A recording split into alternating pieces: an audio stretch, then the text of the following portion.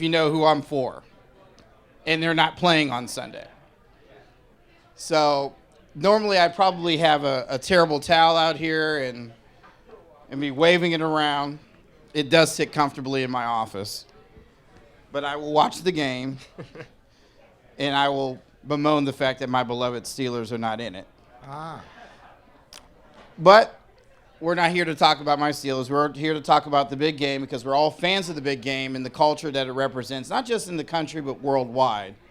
So let's kick it off with, so to speak, of sort of your favorite Super Bowl memory. In framing it like this, which Super Bowl that you've watched over the course of your life, or even in archives, have you enjoyed the most, and why? Andy. Well, for me, it's very, very simple. It's David Tyree's amazing catch. Oh, wow. Oh. You got to get close. Yeah, for me, it's very simple. It's basically David Tyree's catch against New England, which continued the Giants' drive and led to this amazing upset of the Patriots, the undefeated Patriots. And I will never forget this. I think it's seen as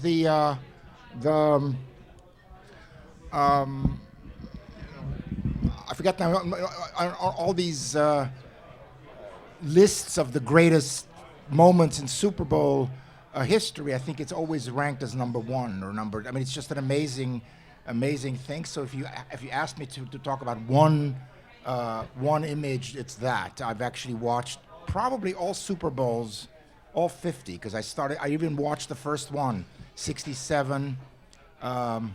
Between the Packers and the Kansas City Chiefs, when it wasn't even called the Super Bowl. So, but if you ask me for one instance, it's that.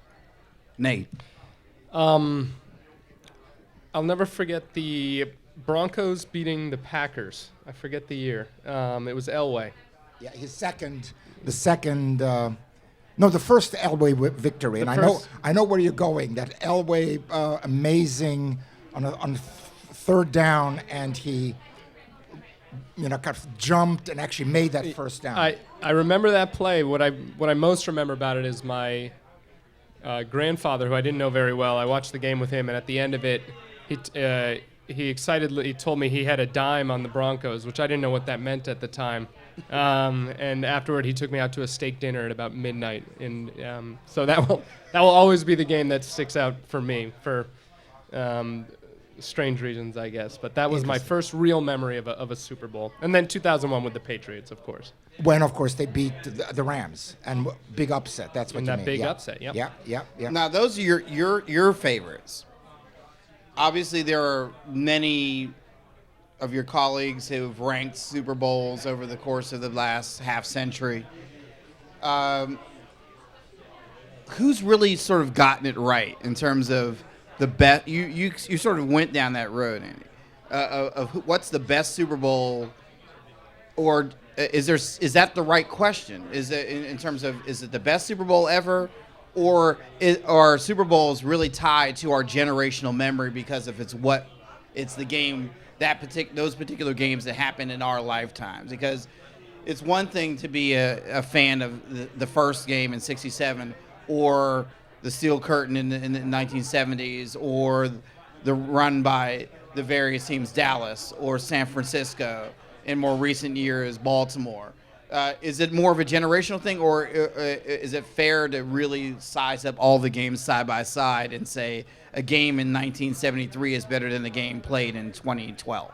Well, I mean, the whole notion of better is something very, very subjective. I mean, better in what way? I think one could certainly say objectively that games that are really tight and no blowouts are on the whole better. And especially in a context like the Super Bowl, which is really the only American national sport day. The United States, actually, all our sports are completely local. And the only time that actually we have a national experience is twofold. One with the Super Bowl, which has become a national holiday, and then it's actually March Madness. That's the only time that the country is in constant dialogue. With everything else, it isn't. Basically, people in Chicago all worried in the World Series, but people in Detroit didn't care about that. So if you see it as a national event, then clearly games that are really tight are much better than blowouts. But after that, it's a complete, it's a subjective thing. Clearly, the Tyree thing is very important to me because I've been a lifelong Giants fan. And it was so unexpected. Actually, I have a lot of immensely high regard for the Patriots, but for nothing else, because, of course, Tom Brady's a Michigan guy. And arguably one of the most successful Michigan guys. Be careful, I'm a Penn State grad. We already heard, you're a Steelers guy, so lots of conflicts here. What are the best Super Bowl? Of course, you have to do history. Part of history, historization is absolutely essential for all sports cultures. For anything that you follow is about immediately historicized, because you immediately compare it. Is so and so better than this? What happens? I mean, even this Super Bowl is all about history. If Tom Brady wins, he will tie Joe Montana and Terry Bradshaw. If the Patriots win, they will also tie the Niners, and so all of it is in terms of history. So I don't see anything wrong with actually going back into history. Fully aware, in my view, that athletes today are much more able and on a much higher level than they were even in the 60s and certainly the 20s. So to me, this whole discussion about Rogers Hornsby a greater infielder than Derek Jeter is a joke. Of course he is not, but or others. So in that sense, I think today's players are much better than the Packers of the 60s, no question. But that doesn't mean that you can't actually compare them and engage in this wonderful, endless debate. That's in relative terms. In relative terms, but also in absolute terms, and that's what makes sports talk so wonderful. That it's actually all about history and do you remember this and stats and so on. Nate, what's your take? Yeah, for me, I find myself returning to Super Bowls victories that meant a lot for a city and not necessarily what happened on the field as much. The 85 Bears, that team is part of that city. That will forever be part of that city. And, was the final game that exciting? Well, that sort of stuff. Yes, it wasn't. It was a blowout. The Saints Super Bowl, I was in New Orleans after that, and I've never experienced anything like that in my life. And that was a city sort of needing to refine itself and finding itself and establish. So for me, those are the games that really stand out. The 0-1 one for Boston, I think. They hadn't had a championship in a long, long time for Boston. They were in a trap. They were everybody thinking, oh, Patriots are great. It's like once upon a time, so much. Growing up, I grew up in outside Boston and in Maine, and the Patriots were an embarrassment. They were a joke, and so for Boston to, that one is the one that sticks out. The Saints one for me, the 85 Bears, the ones that really came to define cities. Those are the ones that stand out for me. It's interesting. Can I just say, he mentions the 85 Bears. I'm not quite sure what you mean about the others. I totally agree with you in terms of larger macro issue, but the Bears and Chicago, I don't quite get. I mean, I think you certainly have a point about arguing that the Bears possibly were the best team ever, certainly the best defense ever. Mm-hmm. And that was an amazing team, absolutely. And I know you want to talk about but nobody's going to argue against Walter Payton. I mean, but also, they were 17-1 that's right, and they would just literally killed everybody. It was a phenomenal, but actually, I don't quite get the parallel to Chicago. I mean, was Chicago particularly unlike your example about New Orleans really sits. I mean, fits For very me, well. that team is tied up in the pride of what it means to be from Chicago, I believe, and I've known I've met people from Chicago who were not born when that team played, and they still feel Right. a connection to Mike Ditka and Refrigerator Perry and Walter Payton. That is part of that city's fabric, and Right. in a way that I don't know. Yeah, okay. Maybe I don't see in other cities. No, that's fine. It's fine. Before we get to know, I just want to remind those who are gathered in the bar here at the members bar, the reliable source here at the National Press Club, who will be listening to us on a podcast many years from now, that hearing all this clanking going on, it's a nice live, real atmosphere. It's Super Bowl weekend. We're having a great. live, having a lovely podcast on members free taco night, and so they're piling in here by the dozen, and getting their fill. And I want to reintroduce Andy Markovits from the University of Michigan and Nate Scott from Fox Sports Net, who we're all talking about Super Bowl weekend. It's a big game, Super Bowl 51 again with the Atlanta Falcons and the New England Patriots. Let's get back into the conversation. People, we were talking about relative games, and you're starting to dig into players, but there are always classic plays. You tease me about Pittsburgh, we're always going to talk about the Immaculate Reception. Right. Yep. With Which Franco Harris. which of course was not in a Super Bowl. Which was not. No. So classic play that was either defined or was a turning point in a Super Bowl. Nate.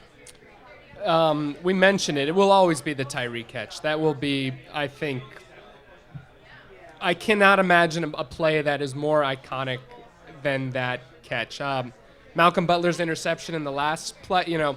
For a Super Bowl to come down to a final play like that, I think was amazing. It was incredible, and a rookie kid from undrafted, playing really in his first game of the season to make a play like that, unbelievable. But for me, the Tyree catch, I think, is something that I will never forget where I was. I will never forget the moment it happened. It's kind of, where were you when the Apollo rocket exactly went up kind of thing? I mean, it was that type of moment. It was an improbable play, that basically upset history and rewrote. I mean, that was the Patriots to win. They were the greatest team ever. Everyone was prepared to anoint them.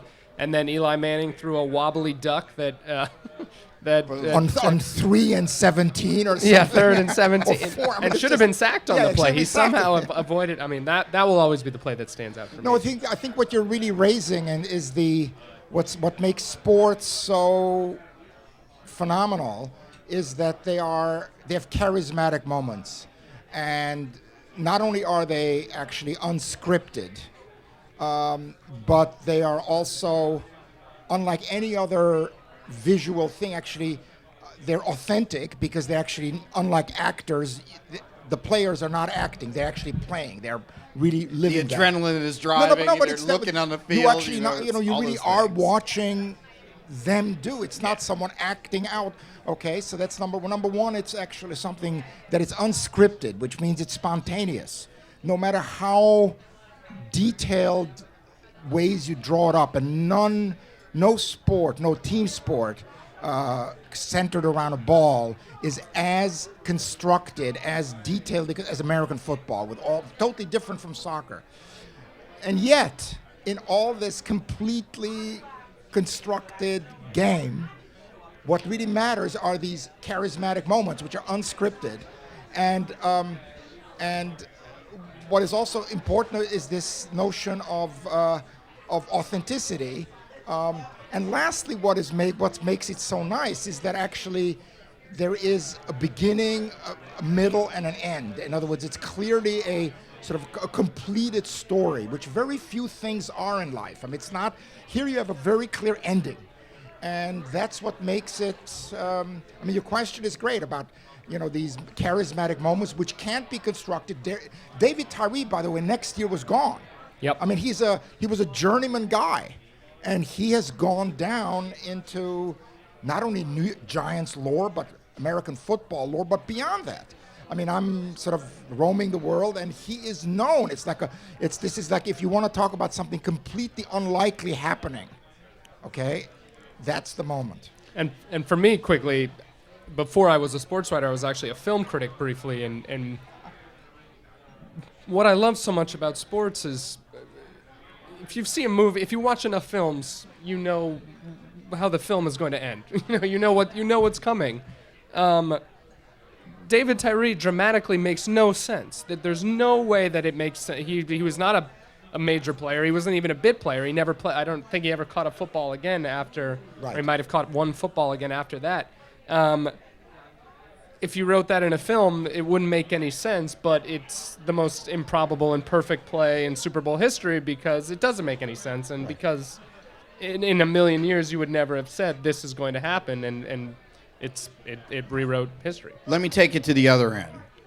It's easy to pick out the most famous play. What about the most unheralded play? Unheralded, ignored, that really probably had a changing moment, but is probably buried so much in the archives of sports lore that it's overshadowed by a moment like the Giants. Well, I mean, you could argue all expected plays are not feted because they're expected. So basically, well, it could be a favorite play of yours that you think never really got the credit it deserved. Oh, I see. But it's still a spectacular play. But still was a key play. Key play that made a difference in a Super Bowl. Well, actually, let me curry some favor with you. Lynn Swann's amazing catch against the Dallas Cowboys. But again, that's an amazing play. Now, with Lynn Swann, you expect it. With David Tyree, you don't. Okay, so in that sense, it's more of a people would not list it on even close to Tyree precisely because sports are also all about expectations. Mm-hmm. It's about expectations. And Lynn Swann is a Hall of Famer. You expect catches like this. But I'm not quite sure what else. I mean, now you want to take a crack? What do you think? For me, football is such a game of turnovers, and they're wildly important. And for me, I've learned to hone in on fumbles because there's no rhyme or reason to them. And a lot of times, teams that will win, and this has happened to the Patriots in a couple Super Bowls, they'll fumble the ball, but they'll kick it out of bounds, and they get the ball back. And if the opponent if he missed it when he was running and his foot didn't kick it out of bounds, the opponent picks it up. History's rewritten. The dynasty's over. Tom Brady's not the greatest quarterback who ever lived. And on the odds, yes, the Patriots have built this great dynasty. But for me, it's these small moments that I think, in 01, if Brady loses a fumble or two, or if that tuck rule doesn't get called on in the tuck rule. In the playoffs. Yeah, people grumble about that tuck rule. Well, is Brady still the quarterback 17 years later? Quarterbacks move in and out of the league quickly. Does Belichick go back to Bledsoe if that doesn't work? Are you raising the point? Are you both raising the point about when you're at that high level game, you're at the Super Bowl, mistakes are everything. So is there any moment in the longitude of Super Bowls that were game-changing mistakes that the other team capitalized on and built momentum and then, boom, down the line and won the Lombardi? Andy. I can't, again, think of a game-changing mistake. Again, I watched literally all Super Bowl, but from the first one on. But look, chance, that also makes it so beautiful, plays a huge role in this. But it's not chance in a vacuum. Chance, so yes, Tom Brady could lose a fumble or two, whatever, and he may not become the, but it's not by chance that the New England Patriots or the New York Yankees or AC Milan or Manchester United, it's not by chance that there are very good teams that always appear in contention. Now, whether they win or not is ultimately chance, but it's like everything in life. It's about structure. It's about agency. About the structure of the New England Patriots, their recruiting, whatever they are. Okay, there are certain teams that are better in this, which is not chance. and then it's about agency, and then ultimately it's a contingency, and that's literally a chance issue. And but the chance doesn't happen randomly. Okay, so Tom Brady may actually not win on Sunday, and he may actually lose the game, or the Patriots may lose the game because of a chance event. In fact, I would say the likelihood is very high that they will lose it because of a chance event. But this does not diminish the fact that he is a constant winner, just like Roethlisberger, or that in fact there are the Steelers and the Patriots and the Packers, and there are these constant teams, and there are the Browns and the others. Okay, and that's not chance. Nate, what do you think? The mistake that sticks out to me is the interception Peyton Manning threw in the Saints Super Bowl to Darren Sharper. Oh, Yes. The Broncos should have won that game. They were the better team. The Saints had a little magic that night, and that mistake sticks out to me because I remember thinking before the game, the Saints' entire defense is built on taking chances and turnovers, and if Peyton doesn't do anything stupid, they're going to win this game, and he will solidify his place atop the mountaintop with Tom Brady, which he eventually did. But that mistake stuck out to me because he did the one thing he couldn't do, and he did it. True. That's very good. That was the one that stuck Actually, Peyton Manning has had a number of those. He has. So, in fact, one could argue that in terms of not only that he has only 2 rings and Brady has 4, but you could argue that in big games, actually, he has underperformed, or the probability of these chance events, and the one that you described very well, and it's a great I remember seeing it. I mean, you can actually see that he was not, I don't know what he was thinking, is higher with him than with other equally brilliant quarterbacks. I want to do a micro question and a macro question. Okay. A micro question is we go back to, often games have subplots to them. Clearly, when you're talking about Tom Brady, one of the biggest overhanging subplots is his long-running battle with the commissioner of the NFL, Roger Goodell. And the fact he was suspended for the first 4 games of the season, and yet he is still back in the Super Bowl. What is the irony that he could be hoisting the Vince Lombardi trophy out of the hands of the very man who tossed him to the side for 4 games for Deflategate? I think it's a wonderful little drama, but I actually really believe Tom Brady, and that he doesn't want to win out of spite. He wants to win because because that's what he does. He's a competitor, and he wants the Pats to be drawing level with the Niners and the Cowboys. And so I think that's sort of a very minor. I can guarantee you that there will not be any scenes if it comes to that. In other words, he will shake his hand. He will be gracious. What he says privately to Mr. Kraft, that's between him and me. I'm sure it's not going to be very laudatory, but I don't think it's a big. I don't think it's even bulletin board material. Really? I mean, this is a story that took on a life of its own in the offseason. It did. And people were just like, it got the whole collective bargaining agreement. It got other teams involved because, one hand, Brady was the quarterback he loved to hate, but there was impact on other players and how they might be, navigated through the judicial process of the league.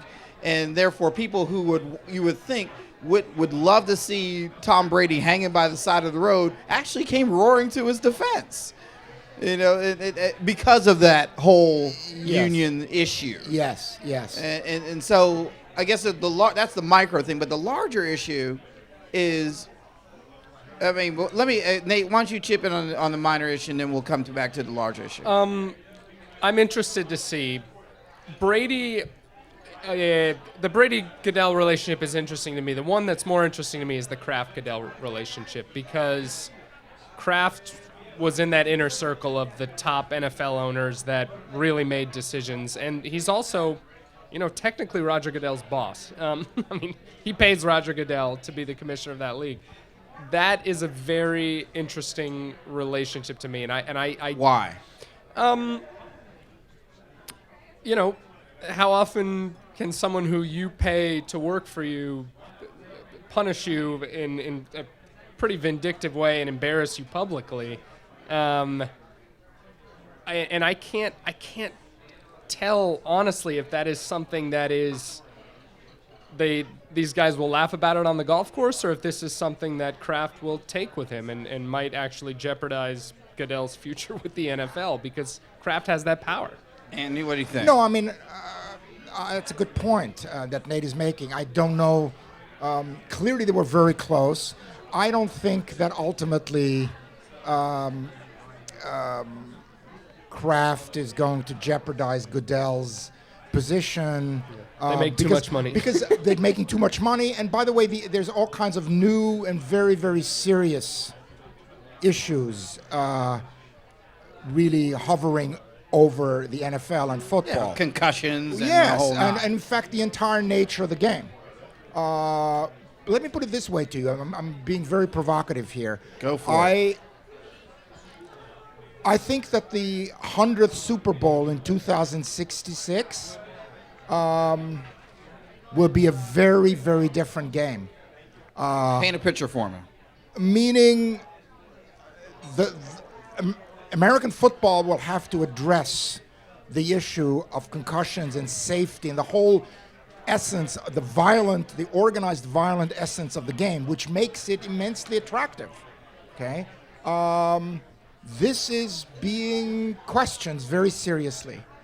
And, there's fewer young people playing it. It's an issue. And if I were the NFL, and by the way, big-time college football as well, which is linked, this is a serious matter, and I would worry about this a lot more than about this very bizarre situation that you have in a highly organized league where you literally have rules about how high the socks have to be and what you can do and can't do, that you have actually this complete this freedom to have the balls in the jurisdiction of the quarterback. I mean, can you imagine? It's the equivalent of if you're giving all the pitchers, you give Mariano Rivera his own ball. I mean, what is this? I mean, it's so bizarre. It's so absurd on some level. Okay, that this is not like something completely controlled by the refs and the league, but that there is this possibility of people, monkeying around with the football. Nate, you agree? Yeah. Cynically, I do think that the reason Kraft will be okay is that in the big scheme of things, the NFL owners are happy with these guys talking about deflated footballs for a year as opposed to CTE. Well, let's talk about it. You're talking about, Andy talked about the fundamental nature of the game changing. Are we, we're, I come from a town with a team, and Andy, we all do. We know the era of smash mouth football. Yep. Is that so? Because of the last few years, even to the point where a movie of fiction, which is based on a true story, where there were shades in the background, whether the NFL tried to put the kibosh on concussion, or at least shade it to at least not have as bad of an impact. Were we at the beginning of the end of football as we know it? I don't believe so. My personal guess for the future, and this might be way off, this is sort of my kind of crazy vision that I have for the future, is that pads and helmets will go away. And it will be What do you mean? It will be more of a game like rugby. Whoa. Well, Feel free to jump in any time. That's big. That's great. But for that, you'd have to change the whole nature of the forward pass. In other words, you're changing the nature of the game. What makes football, rugby doesn't have that. And that's where the collisions happen. That's where the serious injury. So yes, of course, I'm not saying it will disappear. But if you look at it, look at sports let's say, over the last 150 years, there is a constant decrease in violence. We go from blood sports and where people died normally, losers were killed in many. Okay, so that actually has disappeared. The early days of the early days of American football, Right, Harvard, Yale. absolutely. I mean, there would be fatalities. in the game. Absolutely, Yeah. absolutely. I mean, that's how the NCAA was founded. Yeah. Okay, so clearly, and in fact, in the so-called big game, Cal actually pulled out not playing with Stanford because they actually withdrew from American football. They wanted to play rugby because it was so violent. So violence is part of sports. And the question is, how do you harness or how do you control it? And I actually really like what Nate says, although I'm not sure it'll happen, but that by actually not having the protection, you will alter the games, you alter literally the behavior of the players, which means that it becomes less lethal or less injurious. But for that, you have to actually seriously change the game. Now, the NFL can do this. With this much money on the table? Really? Yeah. Well, I mean, look, there's no question that the gladiatorial aspects of football, namely its violence, is part of its attraction. No question. But I would argue it's not the most important attraction. So clearly the skill, the speed, the passing could still be part of the game, and I don't think that the lessering of the violence would actually drive people away from it. Okay. Are you calling that the beauty of the game, essentially? Yeah, I'm talking about by the way, the hard hitting is also part of the beauty of the game. It's part of an aesthetic. But that it may be actually becoming less salient in a world where we have more and more compassion, more and more concern about health. I mean, the other day actually I was looking at European soccer players, and someone actually interviewed me about the diet of players and that all these teams have dietitians. This was unknown 30, 40 years ago. The players were smoking on the field. So the whole concern about health, the whole concern about well-being is now part of organized, massive athletics, which is this big business. And I think health will matter, yes. Nate? And for me, I think the NFL is studying the NBA very closely right now because the NBA is growing on a global level that even the NFL can't match. NFL dominates the United States. The NBA, with no heavy hits, they don't even really foul anymore. I mean, the days of that part of the NBA are gone, and the most popular player in the world is a 6'3" guy who weighs 165 pounds and fires up long shots, and Steph Curry. And I think the NFL will see. This is my bold prediction. I don't know if this will happen, but for them, I think they see these spread offenses. Smash mouth football is for the most part gone. These teams are airing it out. It's a lot of offense, open play. They don't allow big hits like they used to, and the game is still extremely popular. And for me, it's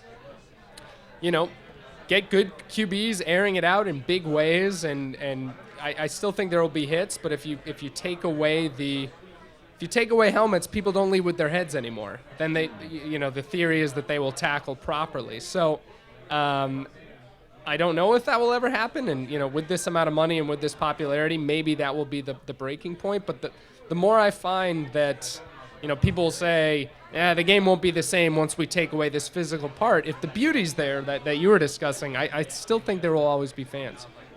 Just in case you're joining us, we're at the National Press Club in Washington, D.C. This is Super Bowl weekend 2017, and we're joined by two wonderful panelists, Andy Markovits from the University of Michigan, excuse me, and Nate Scott from the co-director of FoxSports.net. And we're talking about the big game. Both of you were starting to talk about global impact and cultural influence. And, I work for a global network. And when people think of beautiful games, they're usually talking about soccer, the other football. Mm-hmm. Right.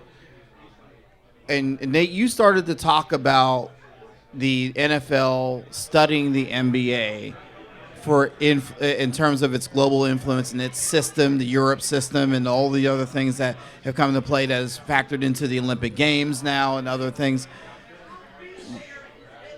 And when you line up American football and soccer and basketball for starters, you can throw hockey in there if you want to. Does football and football's been experimenting with its little London experiment? Yep. Yeah, but How do they compare with each other in terms of global reach, global impact, cultural influence? When you go around the world, and you could mention Muhammad Ali and or Michael Jordan, everybody would recognize it. If you go around the world and you start talking about, Tom Brady or Matt Ryan, right. Does it translate, and what does the league have to do to fix that if they even want to fix it? Playing games in London is a completely different thing of becoming culture in London, and it won't happen precisely because the name football is already crowded out by the other football. Interesting. Which I grew up playing, by the way. Yeah, okay. Here's the story. All four what I call hegemonic sports in America, meaning sports that are part of daily culture. And the only country that actually has four is the United States: football, basketball, baseball, and hockey. Most countries only have one, soccer. Many countries have two or maximum three. These all sort of commenced between 1860 and 1920, and they actually have not been dislodged. What is so interesting is that there's only one authentically American sport, which actually becomes a very international one, namely basketball, which was invented, actually the only one that we know. The others have many precursors. Well, we know about Naismith. We know about basketball. We know about Dr. Naismith. Exactly. We know 1891, Springfield. Yes, the Mayas played a sort of team thing with these, rings on the wall and whatever. But actually, Dr. Naismith didn't know about that. So it's a fascinating story because he actually, out of nothing, out of Phoenix, kind of created the sport, which he was demanded to do, basically to create the anti-football in the cold New England world, basically for it being indoors, not as violent, and on and on. And this sport is the only American sport, actually, that has become a global sport, and is actually second to association football, which, interestingly, in every country is where another football code dominates, is always called soccer. So the Australians call it soccer, the New Zealanders call it soccer, we call it soccer.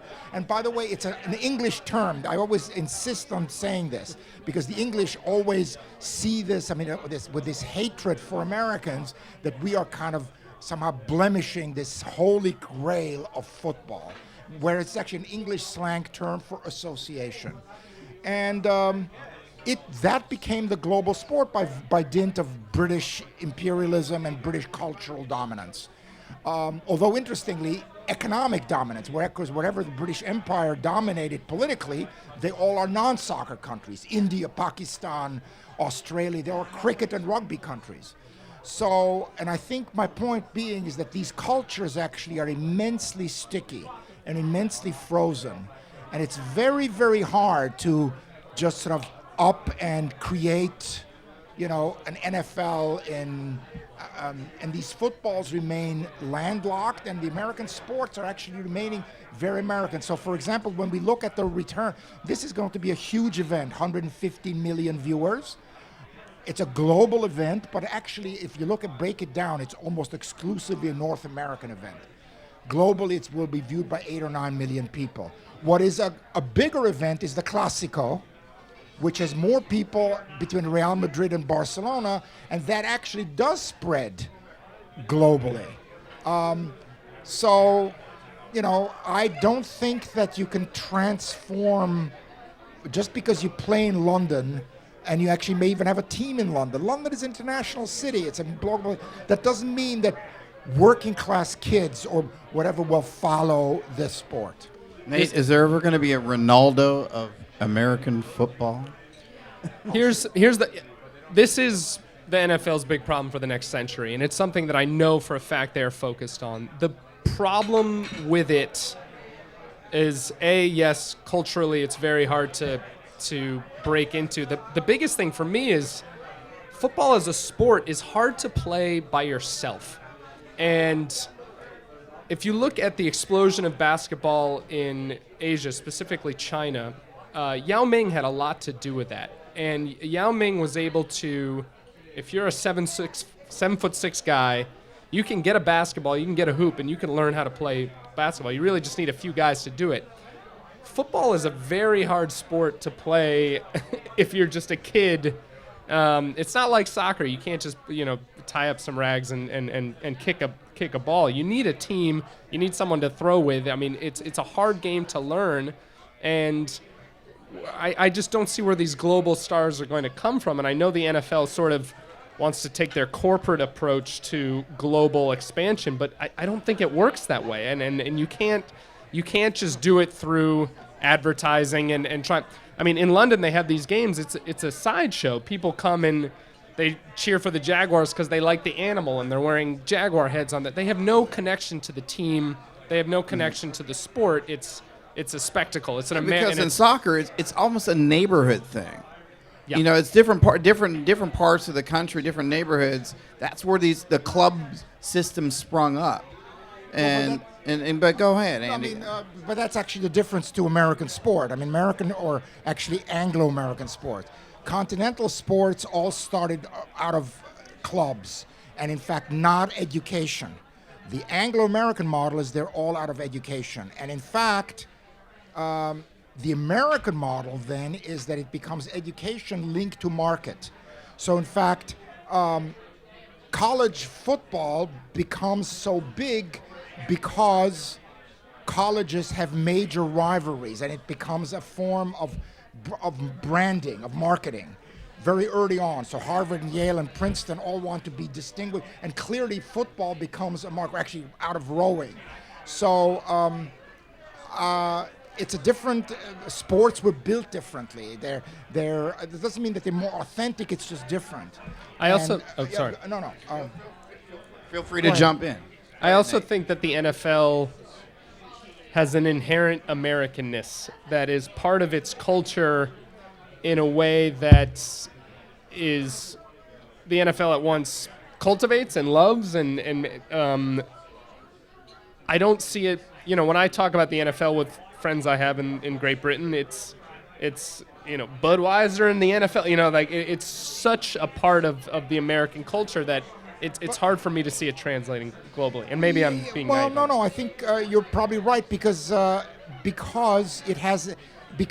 is another close cousin, which is also called football. It's very hard to get into a different, because the other code already is dominant, and this you can't overcome. Basketball, you're totally right about Yao Ming. I actually, in my book, call it the Nowitzki effect. Yep. The Nowitzki effect is when a player of a country where the sport is actually really tertiary succeeds in the highest league. Nowitzki actually created basketball culture on his own. In my book, I look at the comparison between Nowitzki and Schrempf. Yep. And in fact, already because it's a different era, and Nowitzki or Tony Parker, or I always say about soccer, because I'm such a big soccer guy, in America, we need an American soccer Nowitzki. Yep. Someone who actually not only plays in England, but plays for United or Liverpool or plays for Milan and actually scores a winning goal in a Champions League final. Yeah. That will create a phenomenal boost. And American football is just like Australian rules football. I mean, Australian rules football is not even, it's huge in Victoria, it's huge in Melbourne, it's not even big in Sydney. So in many ways, American football, the game itself remains completely insular. What isn't insular is its marketing. Yep. So everybody walks around with the Giants hat, whatever, but I think it was when the Patriots went to play in London a number of years ago. And this was already after having won at least one or maybe even two Super Bowls. People thought he's a member of a boy band. I mean, Tom Brady is a member of a boy band. Well, he's Giselle's husband. Exactly. Which, of course, would never happen to LeBron or would never happen to Kobe, precisely because basketball is a global language. By the way, the same actually with hockey. Because hockey, although less so, but I mean, hockey clearly has its major pockets where there are these global discourses already present, which American football doesn't have. So, actually, it will market its jerseys. It might even market a couple of teams, but it will be very hard because it's crowded out by, these are called football codes, rugby league, rugby union, whatever, other football codes which are massively dominant and very similar. It's very hard to enter the UK, in which you already have the number one code, which is association football. Yep. Number two is rugby union. And up in Yorkshire and Lancashire, you have rugby league. Very hard. I want to introduce a fun part of this. I mean, it's all fun. But, and for those of you, again, just joining us, we're at the National Press Club in Washington, D.C. I'm Jeff Ballou, the 110th president of the club, talking Super Bowl, the culture, the impact, the game, with sports scholar, University of Michigan sports scholar Andy Markovits, and Fox Sports.net co-director Nate Scott. You can't talk about the football and not talk about the commercials. So let's talk about the commercials. Sure. The evolution of the impact of the 30-second ad, which is now running at $5 million for 30 seconds. How did we get to this point over a simple commercial in between breaks in terms of that? Well, first of all, American sports lend themselves beautifully for commercials because they're all have stop and start. All of them. Constantly. What? Constant. Right, no, but I mean, it's built into the I game. want your film critic hat, Nate. Yeah. No, but it's built into the game. You switch innings. You have time, the ball goes out of the court if you score. So basically, there's constant stop and start, which became valorized. Very simple. And with 100 million people watching, hey, the market bears out 5 million for 30 seconds. It's fine. Much, much harder in soccer or in a continuous sport because you can't interrupt that way. And hence, by the way, interestingly, it is there that much earlier than in American sport, you have the advertising on the jerseys, which was anathema. I mean, it's completely, my God, would you sully the Yankees pinstripes with, some commercial? No, because of course you don't need to, whereas in the UK or with soccer you do. Nate? Yeah, I mean, of course, this is the national television moment more than any other that is going to command the largest audience. From a critical perspective, I always return to the Apple ad, whichever, I forget The what it was. 1984 The Orwell. The Orwell Yes, 1984 ad. Swung Yes. it around. That and was- threw it all David and Goliath at the Exactly. screen. Everybody remembers that. That was one. the moment when sort of the arms race of spending and film, the filmmaking aspect was brought. I mean, before that, it was you just ran commercials during the Super Bowl. You paid a little more for them, but it was standard. That was when sort of the fetishization of the Super Bowl commercial became, and that was. The ad agencies then became obsessed with it, and then it sort of became this self-fulfilling cycle. E-Trade monkeys. Yes, of course. I mean, but it also what the NFL realized somewhat brilliantly, and I don't know if they stumbled upon this, is that the commercials have, for a portion of the audience, that is the draw. That is why people watch now. Well, Andy, tell me something about that, because I was reading something ahead of this that the Puppy Bowl commercial, the Puppy Bowl at its height has more viewers and more impact than some national collegiate football championship games. There was one that outdid the Cotton Bowl of was one in Super Bowls. As a huge, very committed dog saver and having written a book about animal rescue, I delight in this. Card carrying member of the American Humane Society. In fact, four players of this Sunday's Puppy Bowl hail from the Paws for Home rescue organization here in D.C. So shout out to them. Oh, we we have local dogs in the bunch. Yes, 4. I'm not sure which team they're on, but they're there. So complete with the kitten halftime show. There you go. And by the way, there's now also a bunny puppy, but there's a bunny bowl. There we also. go. I mean, I didn't know this number, but I wouldn't be surprised that it's on a day. Look, this is Super Bowl Sunday is the closest we've come to a national American holiday. It's the big. Do you support? What? Do you support Congress enacting a national by the way, holiday? That's happening. It always comes up every year. That is happening in the next 4 years. Do you back it? Does it really come up every year? It's water cooler stuff. But would you back a national holiday for the Super Bowl? Like the Monday afterwards?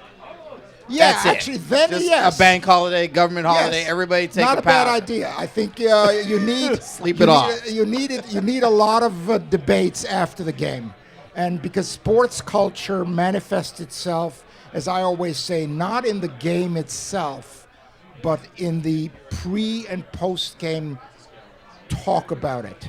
The culture becomes reified in a discussion and the comparison and the analogizing and all this. The way I study hegemonic sports cultures is in the off season. What happens in the off season? How often do the media talk about it? And the NFL does better than anybody else. I mean, do you realize that the draft, when nothing happens, every 7 minutes a guy comes out, puts on a hat, holds a jersey, shakes the hand of the commissioner, kisses his mom, and walks away a millionaire. But actually nothing happens. This has a rating which actually surpasses some NBA games. So I'm not surprised that the Puppy Bowl on that Sunday, I bet you that the Puppy Bowl on any other Sunday would not have such a rating. But this Puppy Bowl on Super Bowl Sunday, it's part of the build-up. So I, of course, will watch all the build-up for the game and actually, of course, go to the Animal Planet channel and actually watch the Puppy Bowl some. Nate, you put on your former film critic hat, because some of these commercials carry a whole story, pre-game, during the game, halftime, and post-game, to sort of reel you in through the whole kit and caboodle. We'll talk about the halftime show in a moment. We'll come to that. Yeah, it's wild what it's become, and I think this Super Bowl has become a place for aspiring filmmakers even to. I mean, Doritos has done the thing where they open it up, and I've met many aspiring filmmakers who will pause whatever they're working on to submit a video to the Doritos Super Bowl commercial contest, because that is their way into the zeitgeist. If that's a chance for them to reach an audience, and I think you can be negative about it or you can view it as sort of a hopeful thing, but there are only so many times when an entire nation turns to the same channel. We're lucky enough that that's going to be ours this season, but for every aspect of it, I think people view it as an opportunity, and for the ads, that's a part of it as well. So here's a lightning question, Andy, for you. For both of you, favorite Super Bowl commercial ever, worst Super Bowl commercial ever. Go. Oh boy. See, you catch me here, because I actually, in the halftime, we're gonna make some news tonight. No. What at the halftime? Because I'm so into the game, I kind of look at my notes So I actually don't. Favorite Super Bowl commercial? Probably that Apple one that you mentioned.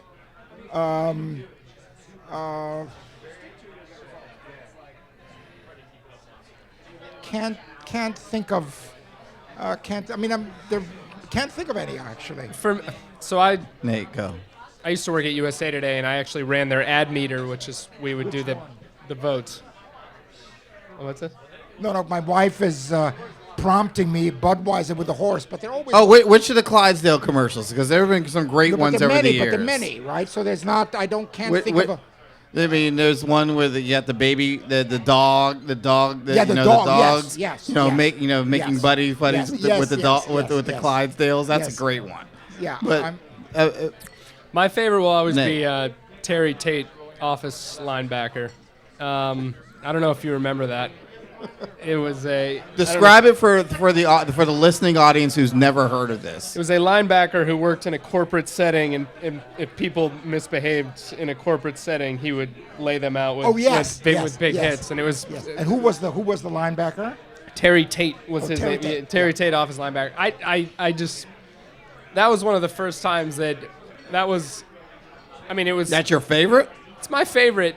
Not only because it was a great 30-second spot, they actually released a 7-minute film online, and that was in the very early days of YouTube. And I remember going online, and that was the first commercial that sort of understood the power of the internet, I think. And they basically said, not only are we going to make a 30-second spot that's very funny and clever, we're Okay. also going to make a viral video. And that was one of the first viral videos that they did off that.